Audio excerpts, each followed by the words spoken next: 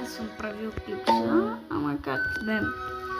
И преди имах към 30 трилиона, а не 100 трилиона. В момента имам 47 QR-да. Май така се казват. QR-да. Отдолу там. И вижте каква гъба имам. Нека хора го мислят за Candy Blossom. И струва 567 милиона.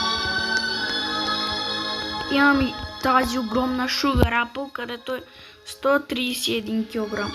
Sugar Apple. Добре. Ай, беге, бе! О! За малко щях да гадах на него. 20 трилиона. Ай, беге, бе! Знам, че не е много, обаче не искам да си ги дам. Просто така са ми любими места. Ми отхрана и тази гъба ми го отхрана на момиче. И казах, ако ми го върнеш, ще ти дам 20 трилиона. И дадох 20 трилиона и ми върна гъбата.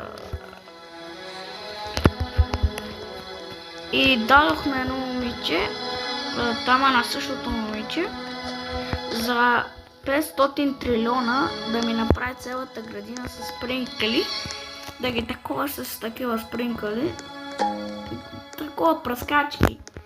И от тия пръскачки аз си дадох парите 500 трилиона. И ето от тия спринкали, вижте каква Sugar Apple. 131 кг. А да, аз сама си го направих. Так. Той па има Dragonfly, какво ли не, аз нямам хубави животни. Искам да дам на хората пари, давам ми много пари, QR-ди, 40 QR-да, 20, 10 QR-да. Те искат повече пари, а те по някой път даже не искат пари. Аз им казвам, че нямам хубави животни, ама те така и представят.